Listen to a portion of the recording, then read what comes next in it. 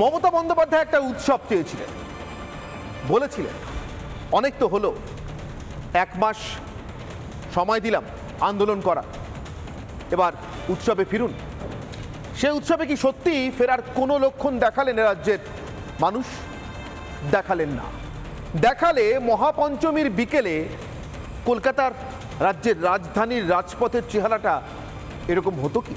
দিনে 2 বার ব্যবহার করো স্টপেজ ক্রিম আর নিজেকে রাখো evergreen. Keya Seth aroma therapy stop age cream, আর খুঁজে পাও নতুন আমিকে। বাংলার জেলায় জেলায়, জেলা শহরগুলোতে যে প্রতিবাদ মিছিল চলছে, আজকেও যে সমস্ত প্রতিবাদ মিছিলের ডাক রয়েছে, আজও বাংলার বিভিন্ন জেলা শহরে যেভাবে রাত দখলের কর্মসূচি, মশাল মিছিলের ডাক রয়েছে, তাতে জনতা বারবার একটাই কথা বুঝিয়ে দিচ্ছে, তারা মমতার উৎসবে ফিরতে চান না। অবশ্যই তারা তাদের মতো করে দুর্গাপুজো পালন করবেন, ছেলেমেয়ের হাত ধরে ঠাকুর দেখতে বেরোবেন, কিন্তু ছেলেমেয়ের হাত ধরে ঠাকুর দেখতে বেরোনো আর চিকিৎসকদের দাবিকে সমর্থন জানানো, এর মধ্যে কোনো বিরোধ তারা খুঁজে পাচ্ছে না। অভয়ার বিচারের দাবি জানানো আর ছেলেমেয়ের হাত ধরে ঠাকুর দেখতে বেরোনোর মধ্যে কোনো বিরোধ জনতা খুঁজে পাচ্ছেন না। ছেলেমেয়ের হাত ধরে ঠাকুর দেখতে বেরোনো এবং কোনো একটা পুজো মণ্ডপের পাশ দিয়ে যেতে যেতে হঠাৎ অভয়ার বিচারের দাবিতে মিছিল দেখে জাস্টিস ফর আরজি কর বলে স্লোগানে গলা মেলানোতে কোনো বিরোধ জনতা খুঁজে পাচ্ছেন না।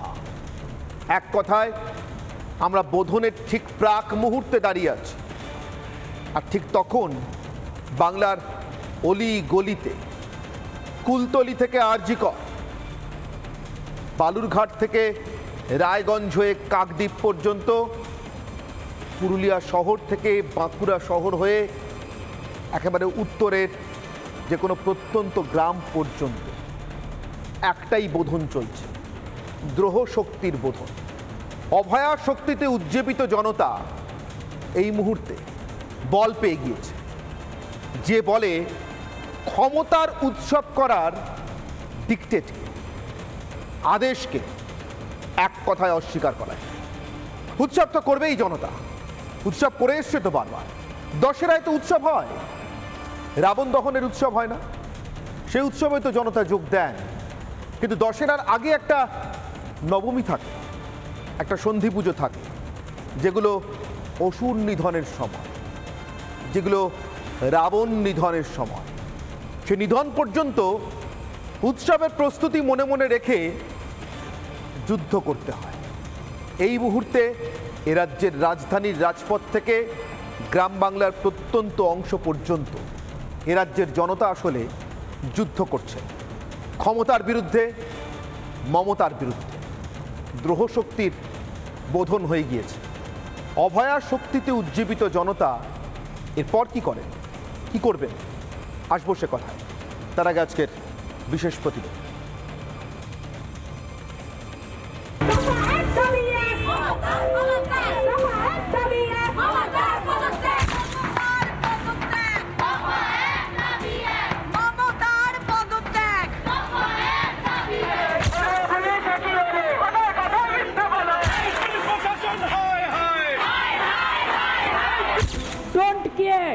राजा चले बाजार तो कुत्ता भूखे हजार।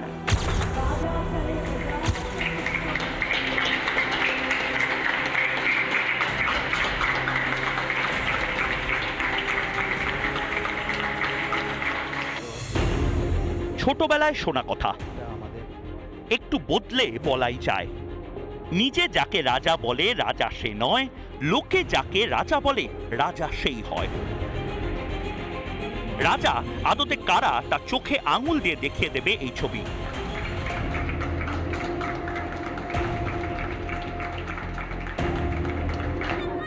রাজার কাজ আদতে কি তা চিৎকার করে জানিয়ে দিচ্ছে কুলতলি।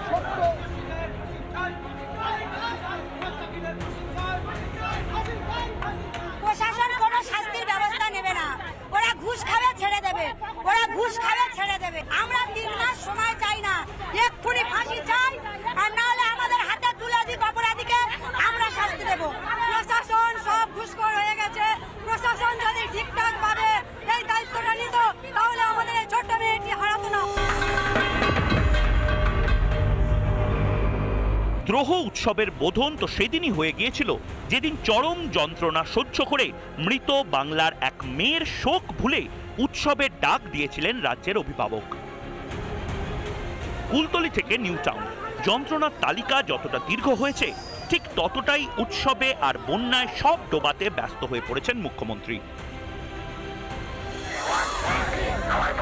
তবে দেওয়ালে পিঠ ঠেকলে যে ঘুরে দাঁড়াতেই হয়।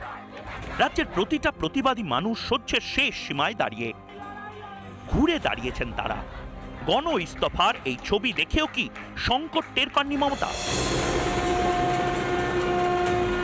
ছোট্ট উমার বিদায়ের পথ ধরে বাংলায় এবার উমা এসেছেন অনাচার অসুর বধ করতে। শীত তারা শক্ত রেখে তা যেমন টের পাওয়াচ্ছেন চিকিৎসকেরা,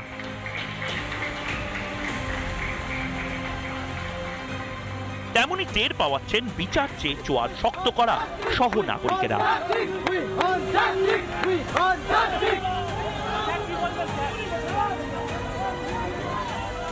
রিপাবলিক বাংলা। বলছিলাম না আপনাদের, এ রাজ্যের অলিগলি আরজিকর থেকে কুলতলি একটাই আওয়াজ উঠছে। ডাক্তার হন, সাধারণ মানুষ, গ্রামের জনতা অথবা রাজপথে নেমে আসা জনগর্জন, একটাই আওয়াজ তুলছে, যে আওয়াজের প্রতিধ্বনি আপনি শুনতে পাবেন যে কোনো জায়গায় দাঁড়িয়ে। এই ছবিটা এই মুহূর্তে শহরের রাজপথের ছবি, যে রাজপথে শুধু উৎসবের ছবি দেখতে চেয়েছিলেন মমতা বন্দ্যোপাধ্যায়, যে রাজপথে শুধু ঠাকুর দেখার ভিড় আর লাইন দেখতে চেয়েছিলেন মমতা বন্দ্যোপাধ্যায়। আছে, তাও আছে।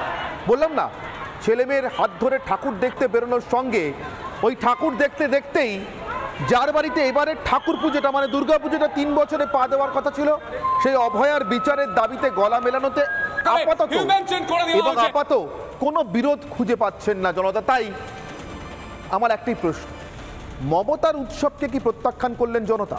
আমার আজকের অগ্নিবাণ।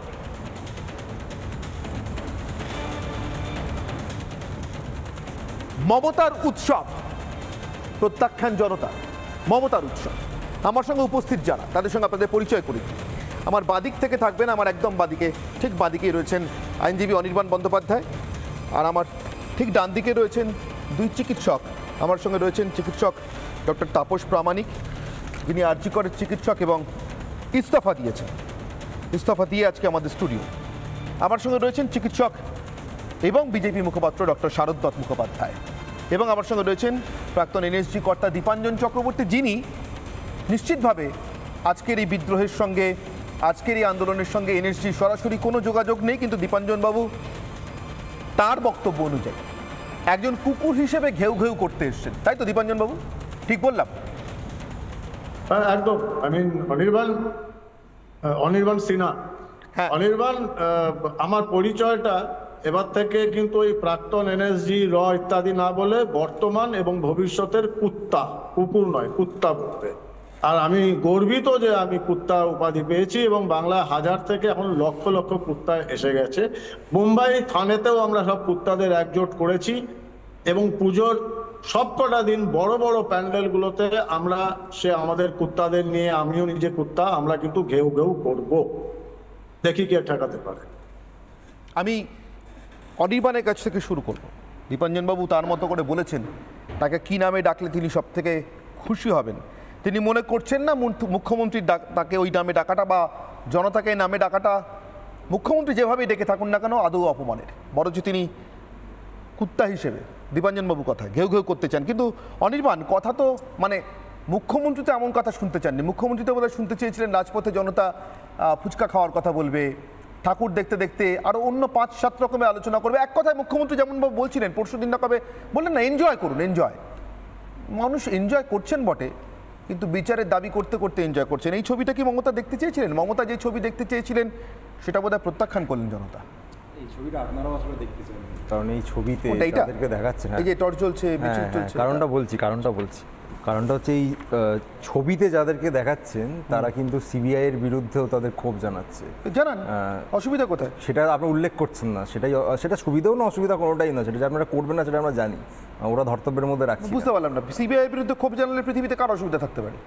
যদি আর অসুবিধা না সংবাদ থাকতো মাধ্যম হিসেবে তাহলে আমারই বা কেন অসুবিধা থাকতে পারে? না থাকলে তাহলে আপনারা দেখাতেন যে দেখো সিবিআই কে প্রশ্ন করছে, ওরা তো রয়েছে, ওরা তো CBI নিশ্চিত তাপসবাবু বলবেন, তাপসবাবু ইস্তফা দিয়ে এসেছেন। হ্যাঁ, তাহলে তো আপনি আপনার মতো যে বাইলাইনগুলো চালাতেন সেখানে সিবিআই এর কথা উল্লেখ কেন করেননি তো। সিবিআই এর দপ্তরে যেদিন কি ওরা বিক্ষোভ জানাতে গেলেন, ওরা শুধু সিবিআই এর দপ্তরে গিয়ে বিক্ষোভ জানানোর দিনেই সেদিন- একমাত্র বিক্ষোভ জানাননি। না সেদিন এই চার্জশিট জমার পরেও জানিয়েছেন, একই রকম ভাবে তার লাইভ আগেও টেলিকাস্ট জানিয়েছেন। হয়েছে, একই রকম ভাবে লাইভ টেলিকাস্ট হয়েছে। সেদিন বাদ দিয়ে তো? সেদিন বাদ দিয়েও তারা লাগাতার মানে আপনি- সিবিআই কে প্রশ্ন করে গেছে। মানে আপনার সিবিআই কে প্রশ্ন করাটা বেশি গুরুত্বপূর্ণ মনে হচ্ছে।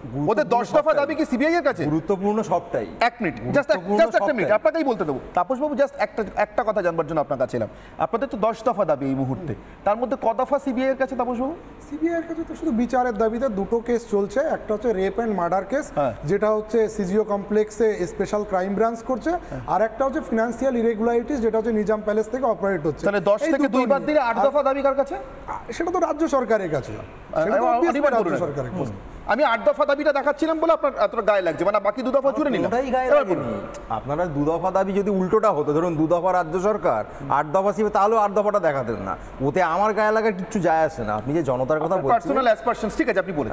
সরকার থামাবো না। হ্যাঁ, সরকার থামাবো না বলো 30 বার থামাবেন। সরকারটাও জনতা নির্বাচিত করেছে, প্রতিবাদটাও জনতার একাংশ করছে।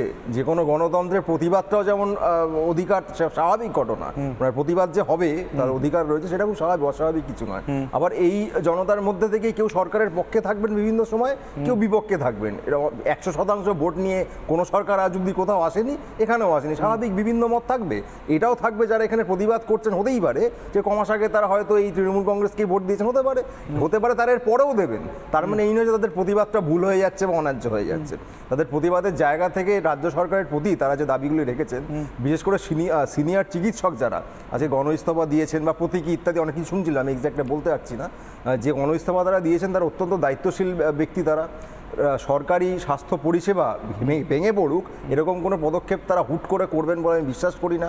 তারা এটি প্রতীকী প্রতিবাদের জায়গা থেকে করেছেন। 2019 সালেও এনআরএস কাণ্ডের পরে আমরা এই গণ ইস্তফা কিন্তু আমরা দেখেছিলাম। হ্যাঁ, যার ফলে সরকারের ওপর চাপ সৃষ্টি করার একটি পদক্ষেপ সরকারের তরফ থেকে গাফিলতি বা শর্টকামিং, আমি গাফিলতি বলবো না, শর্টকামিংয়ের জায়গা যদি থাকে, যে ইনফ্রাস্ট্রাকচার ইত্যাদি তৈরি 10 তারিখের মধ্যে 90% হবে মনোজ পান্ত বলেছেন, সেটা সত্যি মিথ্যে ভুয়ো কতটা ঠিক সেটা ডাক্তারবাবুরা বলতে পারবেন। সেই জায়গা থেকে তারা যদি সরকারের ওপর আরও চাপ তৈরির চেষ্টা করেন যাতে গণস্বাস্থ্য ব্যবস্থা উন্নত হয়, আমি আবারও বারবার বলবো সরকারি স্তরে গণস্বাস্থ্য ব্যবস্থা যাতে উন্নত হয়, তার জন্য তারা যে কোনো রকম চাপ যা দেওয়ার চেষ্টা করবেন, তাতে আমার কোনো আপত্তি থাকবে না। গিভেন এতে যেন যে সাধারণ মানুষরা হাসপাতালে আসেন তাদের পরিষেবা বিঘ্নিত। মানে এটা মমতা বন্দ্যোপাধ্যায় উৎসবের প্ল্যানিং এর সঙ্গে মিলছে তো? 100 বার মিলছে। কেন বলছি, এই উৎসবে আপনারা না চাইলেও লক্ষ লক্ষ মানুষ এমনি বেরিয়ে পড়েছেন। আগের দিন আপনার সঙ্গে উৎসব পুজো এসব নিয়ে কথা হচ্ছিল, পুজো এখনো শুরু হয়নি, তার আগেই বেরিয়ে পড়েছে।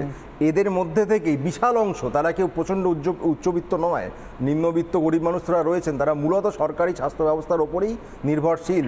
তার যত উন্নতির জন্য যত চাপ যে কোনো সরকারকে যারাই দেবেন আমি সমর্থন করব, আমার এতে কোনো দ্বিমত নেই। একই সঙ্গে প্রাইভেট স্বাস্থ্য ব্যবস্থার সঙ্গে যারা জড়িত রয়েছেন তাদের কাছে অনুরোধ করছে, আমি কোনো রকম অ্যাসপারশন করছি না বা ব্যঙ্গ করেও বলছি না, তাদের কাছে আমার অনুরোধ থাকবে সেইখানে যে ম্যাল প্র্যাকটিসগুলি চলে তারা দয়া করে সেটা নিয়েও সরব হবেন, তাতে আমরা সাধারণ মানুষ তারা সামগ্রিকভাবে উপকৃত হব। এটা কোনো প্রাইভেট বনাম বেসরকারি সরকারি লড়াইয়ের কথা বলছি না। সাধারণ মানুষ দু জায়গাতেই যান, প্রাইভেটে যেতে বাধ্য হন অনেক সময়, সেই জায়গায় গিয়ে তারা যেভাবে এক্সপ্লয়েটেড হন অনেক ঘটনা আমরা শুনেছি, সেটা যদি বন্ধ করার কোনো উপায় তারা বলতে পারেন। স্বাস্থ্যসাথী কার্ড না বন্ধ হয়ে গেছে, ওটা চালু হওয়া চাইবেন তো? কোথায় নিশ্চয়ই চাইবো, সেই জায়গাটা হোক। তারা যে অভিযোগ করেন যে তারা নাকি বিল পান না, কতটা সত্যি কতটা মিথ্যে বলতে পারবেন, হতে পারে কিছুটা সত্যি হতেও পারে। সেই জায়গাটা নিয়েও তারা যদি দাবি জানান আমার তাদের কোনো আপত্তি থাকবে না। আমি আবার আপনাকে বলছি, গণস্বাস্থ্য ব্যবস্থার উন্নয়নের জন্য যে কোনো রকম দাবি এবং তার জন্য যে কোনো রকমের চাপ যাতে সাধারণ মানুষের পরিষেবা বিঘ্নিত না হয় আমি তার সমর্থন করব। আমি তাপসবাবুর কাছে আসবো। পর্বত আপনাদের কাছে আসছে বলে মনে হচ্ছে, মানে আসার লক্ষণ দেখতে পাচ্ছেন? কিছু পর্বত আপনাদের কাছে আসছে এরকম কোনো লক্ষণ দেখতে পাচ্ছেন? এটা তো বলা খুব মুশকিল, কারণ দেখুন লাস্ট 2-3 দিন ধরে যে ধর্মতলা মঞ্চ করে যে 7 জন ছেলে এখনো হাঙ্গার স্ট্রাইক করছে, এখনো পর্যন্ত কোনো সদর্থক পদক্ষেপ আমি দেখতে পাইনি। আর অনির্বাণদা একটা কথা বললেন যে গণতান্ত্রিক পরিকাঠামোতে প্রতিবাদ করার রাইট সবার আছে, সেটা তো অবভিয়াসলি যদি তাই হবে, সরকার যদি বাধা না দেবে তাহলে একটা বায়ো টয়লেট ঢুকতে দিল না, সেখানে যারা ডেকোরেটার্সের লোক কাজ করছিল বাঁশ বাঁধতে দিল না, সেগুলোও আমাদের যারা জুনিয়র ডক্টর ছিল তারা করলো। কালকে রাতের বেলা যারা বাস নিয়ে এসেছিল ওরা কি উচ্চবিত্ত ফ্যামিলির লোক? না, ওরা তো নিম্নবিত্তের লোক। না বড় লোক না, ওরা অনির্বাণ বলছিলেন আম্বানি ডেকোরেটর আম্বানি দিয়ে। তারপরে কালকে রাতে পার্টি অফিসের ডেকোরেটর আমি কিচ্ছু বলি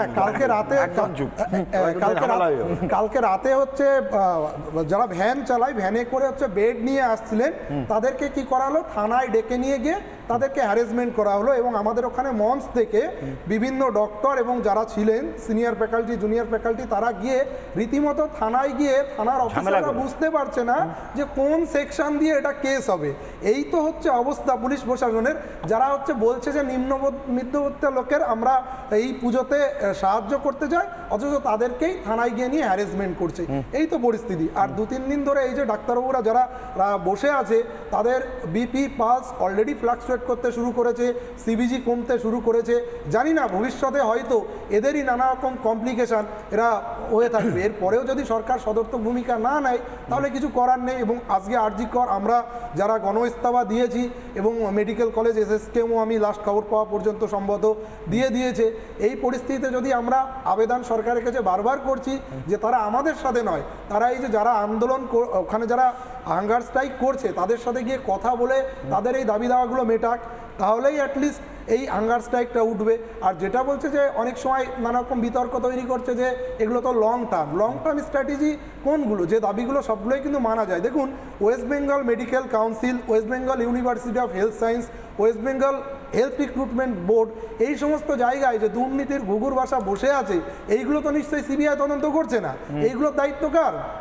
এগুলোর দায়িত্ব কিন্তু রাজ্য সরকারের। সেই রাজ্য সরকার কি পদক্ষেপ নিয়েছে এইগুলো নিয়েই তো বলছে। আর ওই 10 দফা দাবির ভেতরে শুধুমাত্র যে ডাক্তারদের স্বার্থ জড়িয়ে আছে সেটা কিন্তু নয়, সেখানে কিন্তু পেশেন্ট কেয়ার সার্ভিস রিলেটেড কথাও মেনশন করা আছে। আর আমরা যারা ইস্তফা দিয়েছি আমরা কখনোই বলিনি যে ইস্তফা দিয়ে আমরা বেরিয়ে গেলাম, পেশেন্টের যা হবে। আমরা এটা বলেছি যত সময় না অ্যাকসেপ্ট হচ্ছে তত সময় পর্যন্ত আমরা কিন্তু সার্ভিস দেব।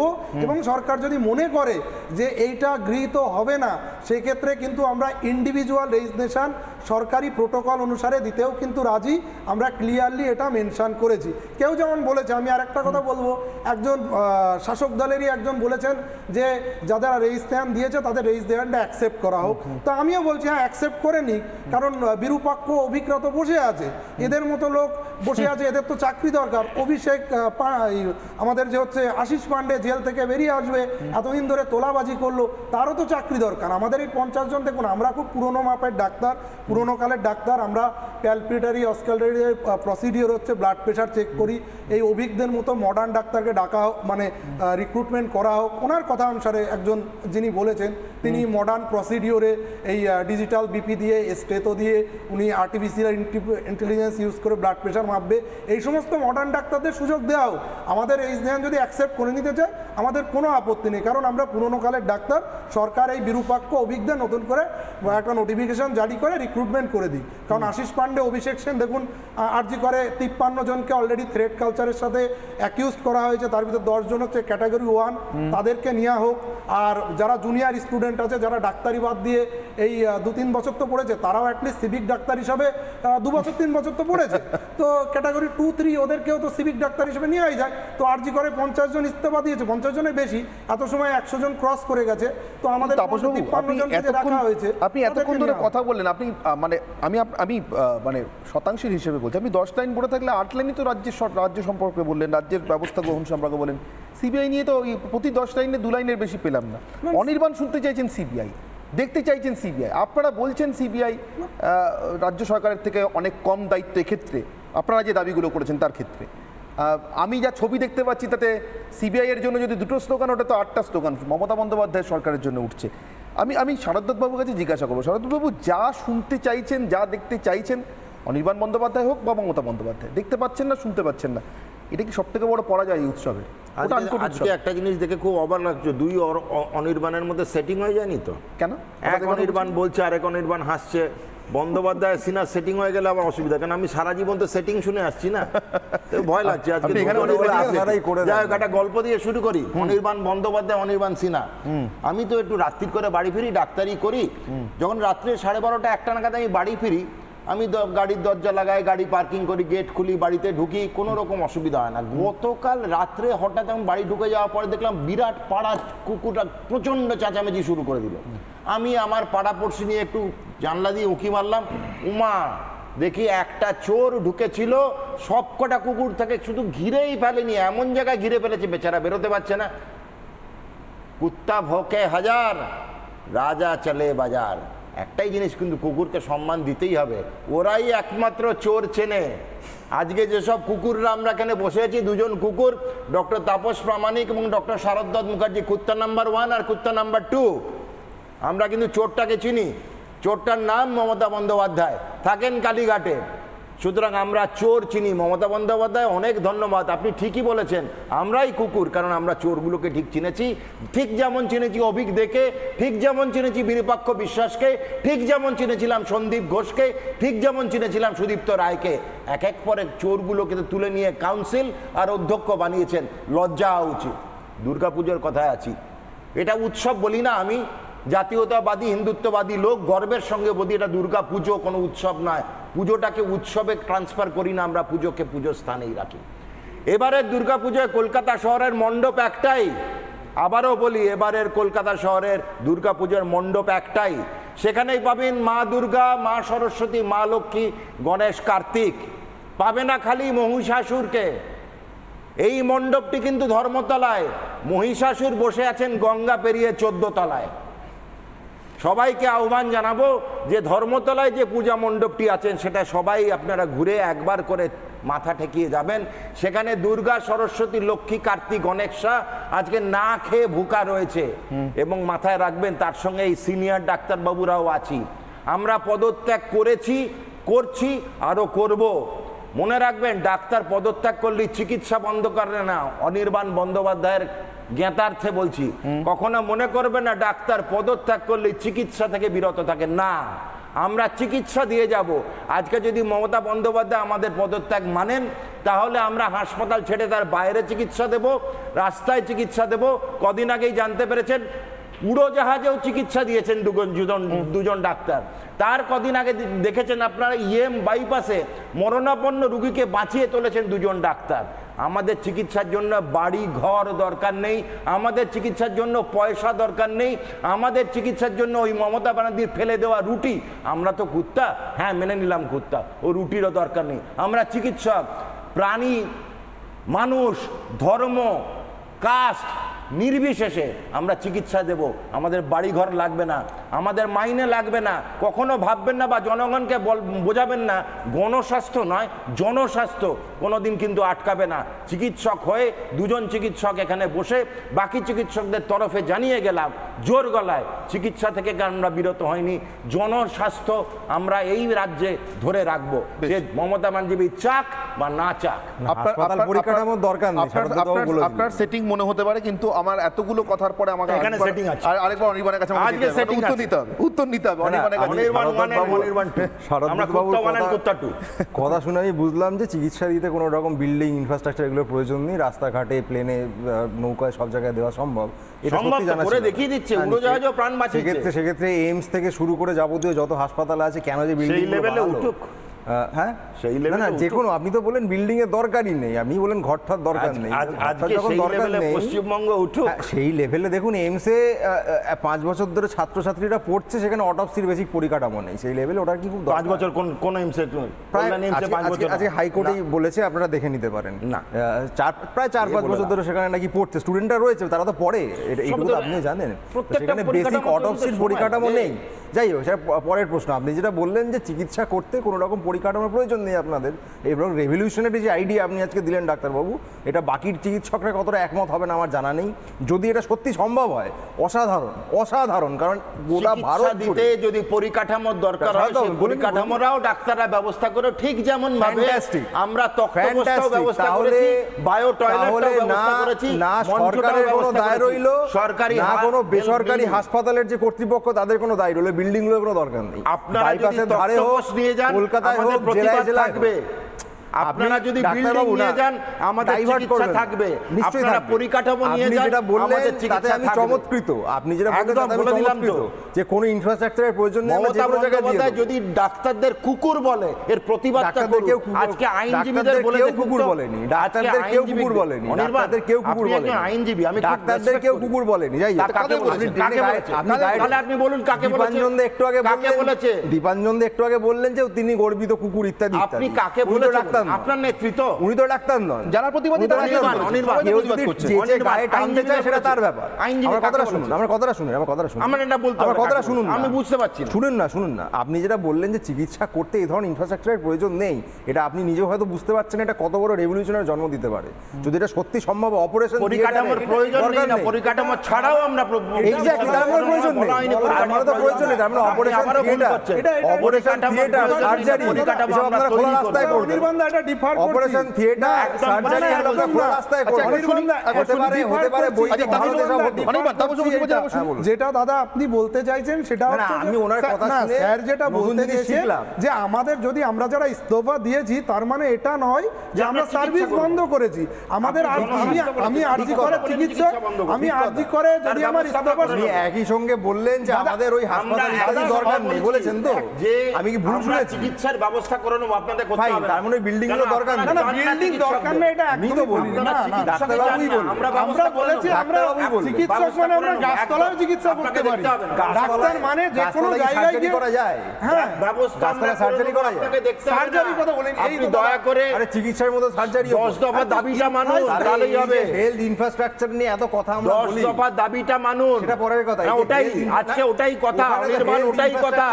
10 দফা দাবিটা মানুষ ভারত বাবু, ওখানে হেলথ একদম 10 দফা দাবিটা মানুষ। হেলথ সিস্টেম হ্যাঁ আছে, বলে দিচ্ছি। আপনি বলেন ওগুলো আমাদের কোনো দরকার নেই। হেলথ সিস্টেম কোথায় কোথায় আছে বলেছি। এক, হেলথ রিক্রুটমেন্ট বোর্ড, মালিককে মালিক, এই কথাটা বলবো, মালিককে সুদীপ্ত রায় করেন কি চুরি, একের পর এক রিক্রুটমেন্ট করেন পয়সার বিনিময়ে। মালিক কেন বলছেন? কারণ এই কারণেই বলছি, উনি ওটাকে তো কর্পোরেট অফিস হিসেবে চালান, বুঝলাম, পয়সা দাও চাকরি নাও, যেহেতু সুদীপ্ত রায়। তাহলে আপনি বলছেন এই যে অনির্বাণ, এই যে অনির্বাণ সরকারি বলেন, আমি বলে দিচ্ছি, এই যে অনির্বাণ সরকারি বলেন বেসরকারি বলেন, আপনি বলেন সরকারের মধ্যে বেসরকারি হেলথ সায়েন্সেস বলেন, সেখানে একটি সরকারি প্রতিষ্ঠান, আবার কর্পোরেট স্টাইলে ডাক্তার সুরিতা পাল, বলে দিলাম না, ডাক্তার সুরিতা পাল, তিনি তার ছেলেকে ওখানে চাকরি দিয়েছেন, হ্যাকোমেড নামক সফটওয়্যার চালু করেছেন, তিনি তার মেয়েকে ওখানে দিয়েছেন চাকরি, উনি ক্লিনিক্যাল সাইকিয়াট্রিস্ট, তার ক্লাস, উনি তার হাজব্যান্ডকে বিভিন্ন হাসপাতালে পড়ানোর ব্যবস্থা করে দিয়েছেন। তো এটা তো ফ্যামিলি বিজনেস, আম্বানি আদানিকে গাল দেবো কেন? সুরিতা পাল তো নিজের ফ্যামিলি বিজনেস চালাতেন হেলথ ইউনিভার্সিটিতে। মাননীয় মুখ্যমন্ত্রীকে দেখতে পাননি, পেয়েছিলেন, চোখ বন্ধ করেছিলেন। নারায়ণ স্বরূপ নিগম কি জানতেন না যে কত বড় চোর এই বিরূপাক্ষ বিশ্বাস, অভিক দে, সন্দীপ ঘোষ? আমার নিজে কম করে 8 থেকে 10টা ইমেল গেছে নারায়ণ স্বরূপ নিগমের কাছে। নারায়ণ স্বরূপ নিগম কতটা শুনলে ইমেলগুলো একবার ঘুরে দেখুন, আপনার সেই স্প্যাম বক্সে পড়ে আছে না বিন বক্সে পড়ে আছে, দেখে নিন। আমরা কতবার জানিয়েছি এরা চোর নিগমকে, সেই নিগম কিন্তু চোখ বন্ধ করেছিলেন। আজকে বললাম তিলোত্তমার আত্মা এই নিগম, মাননীয় মুখ্যমন্ত্রী এদেরকে তাড়া করে বেড়াচ্ছে। যতদিন না আমরা ধরে পারবো এই 10 দফা দাবি পূরণ হবে, ততদিন তিলোত্তমার আত্মার শান্তি হবে না, এবং আমরা সব চিকিৎসকরা তার জন্য প্রাণ দিতেও রাজি আছি। আমি তাপসবাবু আপনার কাছে আসি, অনির্বাণ আপনার কাছে আসবো, আমি দীপাঞ্জন বাবুর কাছে যাবো। দীপাঞ্জন বাবু, শুরু থেকে যেভাবে আজকে একেবারে নিজের সঙ্গে ট্যাগ জুড়ে নিয়ে কথা বলতে শুরু করেছেন, আমার একটা প্রশ্ন দীপাঞ্জন বাবু, মমতা বন্দ্যোপাধ্যায় নিজেই বলেছিলেন বলে প্রশ্নটা করেছি, বলেছিলেন যে দুর্গাপুজোর মুখে মুখে কলকাতা পুলিশ কমিশনার চেঞ্জ করলে আইন শৃঙ্খলায় কী সব প্রভাব পড়তে পারে। শেষ পর্যন্ত তিনি চেঞ্জ করেছেন, যদিও তার আন্দোলনে এর আগেও এই ঘটনা ঘটেছিল। আমি অতীতের উদাহরণে বলেছি, এর আগেও বহুবার বলেছি প্রসূন মুখার্জির কথা। আসলে কিছু হয় না। কোনোভাবে কি স্বাস্থ্য সচিব চেঞ্জ হলে আইন শৃঙ্খলায় কোনো রকমের কোনো প্রভাব পড়তে পারে? মানে এখন উনি একই রকম আছেন কিনা? নারায়ণ স্বরূপ নিগমের কথা উঠছে বারবার, তাপসবাবুরা তো প্রথম থেকেই স্বাস্থ্য সচিবের অপসারণ চেয়েছেন। তো ওই বিনীত গোয়েলের মতন হয় একটা বদলির নামে একটা পদোন্নতি দিতেন, কিন্তু সরাতে তো পারতেন, তাও সরাচ্ছেন না কেন বলে আপনার মনে হয়? এই সরাচ্ছি না কেন সেটা তো খুব তাড়াতাড়ি জানতে পারবে। এই যে বৃহত্তর ষড়যন্ত্রের কথা বারবার বলা হচ্ছে এবং সিবিআইও বলছে, এই বৃহত্তর ষড়যন্ত্র কি তোমার মনে হয় শুধুমাত্র এই সুদীপ্ত রায় আর সন্দীপ, বিরূপাক্ষ, অভিক, বেচারা বলির পাঠা, অভিজিৎ, তারা জড়িত রয়েছে? সর্বোচ্চ প্রশাসনের সর্বোচ্চ মাথার যদি বরাবর না থাকতো এবং সেই সর্বোচ্চ মাথার তার যদি ভেস্টেড ইন্টারেস্ট না থাকতো এই বৃহত্তর ষড়যন্ত্র হতো না। এখন দুটো ভয়, এক, যদি আমি এদের সরিয়ে দিই অ্যাকচুয়ালি ঠিকঠাক ভাবে, যেরকম ভাবে বিনীত গোয়েলকে সরানো হলো এবং প্রাইস পোস্টিং দেওয়া হলো ভারতবর্ষের বা কলকাতার ইতিহাসে অপদার্থতম পুলিশ কমিশনারকে একটা প্রাইস পোস্টিং দেওয়া হলো, তো সেরকম যদি না করে সবাইকে সরাতে যায় ঠিকঠাক ভাবে, সৎভাবে, সদিচ্ছা দেখিয়ে, তো উনি জানেন যে উনি এক্সপোজ হয়ে যাবেন, ষড়যন্ত্রটা আরো এক্সপোজ হবে। এটা 1 নম্বর ভয়, যার জন্য সরাচ্ছেন। দ্বিতীয় ভয়, একটা স্লোগান উঠছে, দেখে জনতার ক্ষমতা, ভয় পেয়েছে মমতা। আমি তোমাকে বলি, গতকাল আমার এক কাকিমা, ওনার বয়স 85 বছর, আই রিপিট 85 বছর, উনি নিজের মেয়ে, ওনার জামাই, সবার মানা অগ্রাহ্য করে উনি গিয়েছিলেন ধর্ণা মঞ্চে, 2 ঘন্টা বসেছিলেন। আমি তোমাকে ছবি পাঠিয়ে দেবো। এবং কাকিমা বললেন যে আমি ভাবলাম আমার 85, গিয়ে দেখছি একজন 90 বছরের ভদ্রলোক ওই মঞ্চটাকে প্রণাম করছেন। এই জায়গাটা থেকেই মমতা ভয় পেয়েছে। এই যে তুমি বললে দ্রোহকাল, উমা, অভয়া, সব জায়গায় এই দ্রোহকালের স্ফুলিঙ্গ এই জায়গায় যেখানে 85 বছরের কাকিমা, 90 বছরের কাকুরা যাচ্ছেন। এই ডাক্তার বাবুদের আমি বলি, আমার থেকে অনেকে হয়তো বয়সে ছোট যারা রেজিগনেশন দিয়েছেন, আমার সবাইকে প্রণাম। একজন ফৌজির স্যালুট, যে ছেলেগুলো, বাচ্চা ছেলে মেয়েগুলো বসে আছে অনশন মঞ্চে, আর ওই 26 দিনের চিকেন স্যান্ডউইচ আর চকলেট খাওয়া অনশন নয়, এরা পরিষ্কার দেখিয়ে দিচ্ছে। স্বচ্ছতা এটাই বলে যে প্রত্যেকের শরীরের অবস্থা। তো একজনও ডাক্তারের যদি অনশন মঞ্চে কোন রকম ক্ষতি হয়, তাহলে মমতা দেখবে জনতার ক্ষমতা। এটা আমি বলে দিলাম। দ্রোহকাল স্ফুলিঙ্গ কিন্তু বিস্ফোরণে চলে যাবে। একজনও, এই ডাক্তাররা আমাদের রত্ন, আমাদের ঘরের সন্তান। আমাদের ঘরের এক সন্তান অভয়াকে ধর্ষণ করে হত্যা করেছেন আপনারা, আমাদের ছোট্ট উমাকে আপনারা হত্যা করে ধর্ষণ করেছেন আপনারা। এবার এই ডাক্তার বাবুদের একজনেরও যদি কোনো শারীরিক ক্ষতি হয়, দেখে নেবেন জনতার ক্ষমতা, বুঝে রাখুন মমতা। আমি দীপাঞ্জন বাবুর কথা সূত্র ধরে অনির্বাণকে জিজ্ঞাসা করবো। অনির্বাণ, বারবার আপনি 2019-এর কথা বলছিলেন, ইস্তফার কথা, কিন্তু শরদ্দাত বাবু, তাপসবাবু, আমি যদি ভুল বলি আমাকে শুধরে দেবেন, কিন্তু আমার মনে হয় সাধারণ মানুষের এই একাত্মতা আপনাদের সঙ্গে তখন ছিল না, সেই গণ ইস্তফার সময়। মমতা বন্দ্যোপাধ্যায় এবারও বোধহয় সেরকমই কিছু একটা হিসাব করেছিলেন। কি হিসাব করেছিলেন তিনি বলতে পারবেন, কিন্তু কিছু একটা এরকম হিসাব করেছিলেন যে ডাক্তারদের ব্যাপার মানুষ আর কতক্ষণ মাথা ঘামাবে। কিন্তু মুশকিলটা হচ্ছে, এটা সত্যিই ডাক্তারদের ব্যাপার প্রথম থেকেও ছিল না, এখনও নেই। ডাক্তাররা প্রথম থেকে এই প্রতিবাদটা করেছেন, তাদের একজন সহকর্মী ঠিক এইভাবে খুন হয়েছেন বলে, ধর্ষণ হয়েছেন বলে, কিন্তু মানুষ তো মনে করেছে তাদের ঘরের কেউ গেছে। না হলে দীপাঞ্জনবাবু যাদের কথা বলছেন তারা কেন আসছেন? আমরা তো রাজপথের আগে ঠাকুমাকেও লাঠি নিয়ে হাঁটতে দেখেছি রাত দখলের রাতে। অনির্বাণ, এখানে কি কোথাও একটা মিসক্যালকুলেশন হয়ে যাচ্ছে? এত সহজে মমতা যে উৎসবে ফেরাতে চাইছেন সেই উৎসবে জনতা ফিরবে না অনির্বাণ, এটা বোধহয় মমতা বন্দ্যোপাধ্যায় বুঝতে পারছেন না, আপনারাও বোধহয় বুঝছেন না। আমি আবারও রিপিট করছি যে উৎসবে ফেরা বলতে আপনারা যদি যে উৎসবে ফেরানোর কথা বলছি, ওই উৎসব, হ্যাঁ যে উৎসব, এখন ওই উৎসব, এই উৎসব, সেই উৎসব, এখন চুলচেরা বিশ্লেষণ করতে থাকুন, কিন্তু রাস্তায় চলাফেরা করা দায় হয়ে গেছে ভিড়ের ঠেলায়। তো সেখানে মানুষজন যে উৎসবে মোটামুটি ফিরেছেন তাদের মতো করে তেড়ে হাঁক গাল পাচ্ছেন ডাক্তারদের। এই উৎসবের সময় কেন মিছিল করছে, অনশন করছে বলছেন? গাল পাড়তে যাবে কেন? এটা লক্ষ্য তো ছিল, সেটা আপনার জনতা ভার্সেস ডাক্তার লাগিয়ে দেওয়া আপনার মনে হচ্ছে, সেটা আপনার অধিকার, আপনার মনে হয় তাই বলছেন। তো অনির্বাণ, আপনি একজন প্র্যাকটিসিং লয়ার, আমি জাস্ট আপনাকে একটা নিউজ ফিড পড়ে শোনাচ্ছি, আপনি একবার ভেবে, আপনি একবার পড়ে দেখুন তো, একবার শুনে দেখুন তো অনির্বাণ, আমি জাস্ট একটু আমাকে সময় দিন।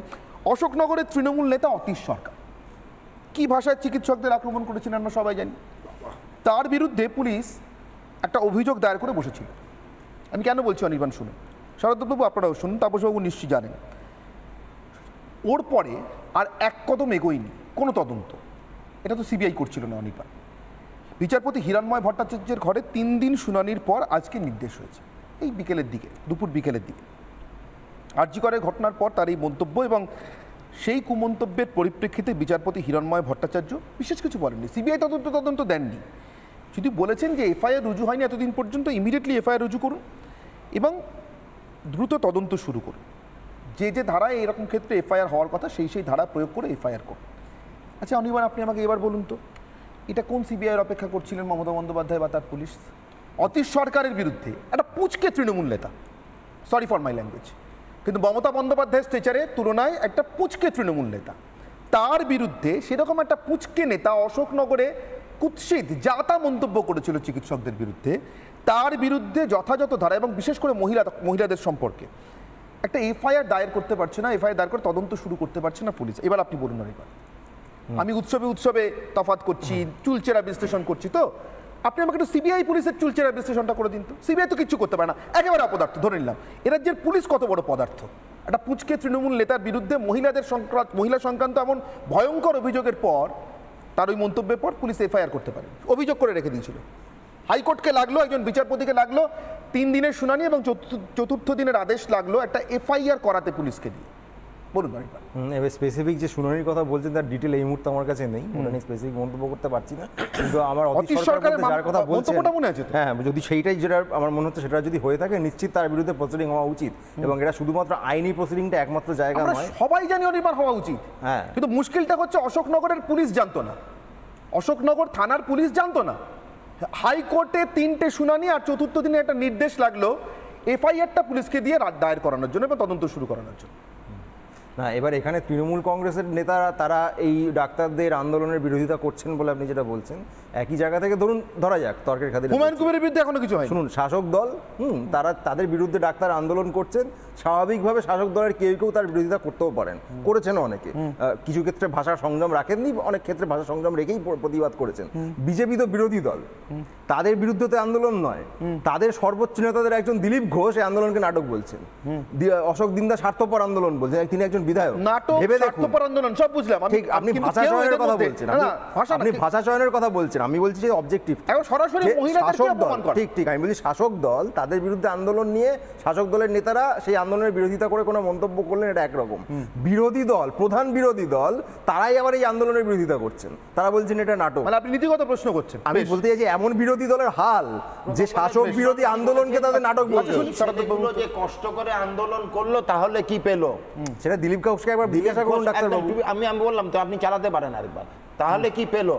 তাহলে কি এটা সব নাটক হলো? একটা দাবি তো মানা হচ্ছে না, এই 7 দফা দাবি 10 দফায় পরিণত দাবি এই জন্যই আনা হয়েছে। কেন আমাদের দাবি এখনো পূরণ হয়নি। দিলীপ দা কিন্তু খারাপ কিছু বলেননি, আমাদের দাবি যদি পূরণ হয়ে যেত তাহলে আমরা অত বোকা পাঠানোই, আমরা জয়েন্ট এন্ট্রান্সের টপ 500 লিস্টে যারা থাকি তারা আমরা তাও আন্দোলন চালাবো। আমাদের এইটুকু বুদ্ধিমত্তা আছে। আন্দোলনটা কি নাটক?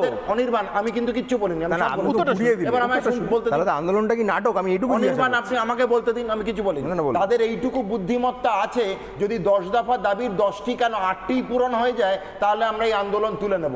আমরা চিকিৎসক হয়েই থাকতে ভালোবাসি, আমরা প্রতিবাদী হতে চাইনি, আমরা আন্দোলনজীবী হতে চাইনি।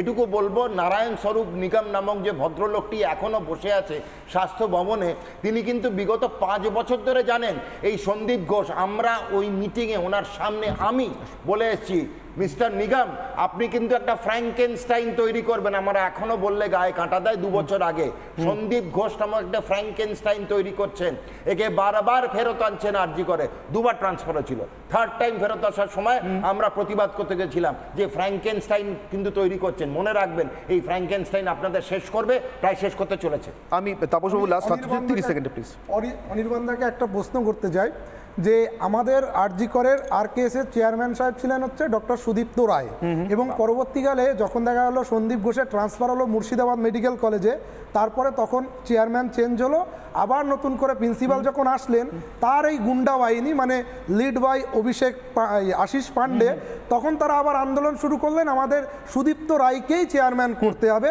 এবং দুর্ভাগ্যক্রমে তাকে আনা হলো। এবং যেটা দেখা গেল যে তিনি হেলথ রিক্রুটমেন্ট বোর্ডের চেয়ারম্যান, এবং তিনি কিছুদিন আগেও যখন বাইটটা দিয়েছেন যে 9 তারিখে আমি ফার্স্ট এই ঘটনা জানার পরে স্তম্ভিত হয়ে আমি আশিস পান্ডেকেই ফোন করেছিলাম, যে আশিস পান্ডে এখন জেলে আছে। আপনার সরকার ওয়েস্ট বেঙ্গল মেডিকেল কাউন্সিল বা ওয়েস্ট বেঙ্গল হেলথ রিক্রুটমেন্ট বোর্ডের চেয়ারম্যান সুদীপ্ত রায়ের এগেইনস্টে এখনো পর্যন্ত কি অ্যাকশন নিয়েছে সেইটা একটু ক্লিয়ার করুন। এই যে 10 দফা দাবির ভেতরে সেগুলোও লেখা আছে।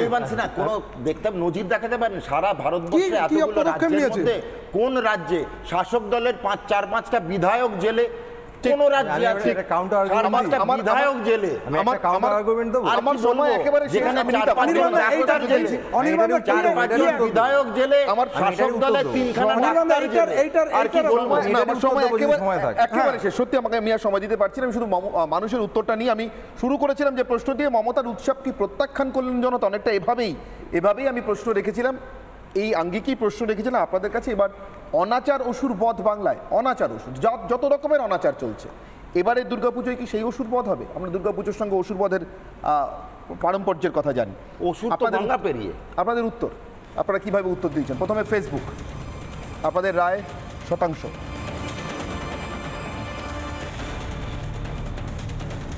তিরানব্বই শতাংশ মানুষ মনে করেছেন হ্যাঁ, এবারে এই দুর্গাপুজোয় অনাচার অসুর বধ বাংলায়। 7% না মনে করেছেন ফেসবুক।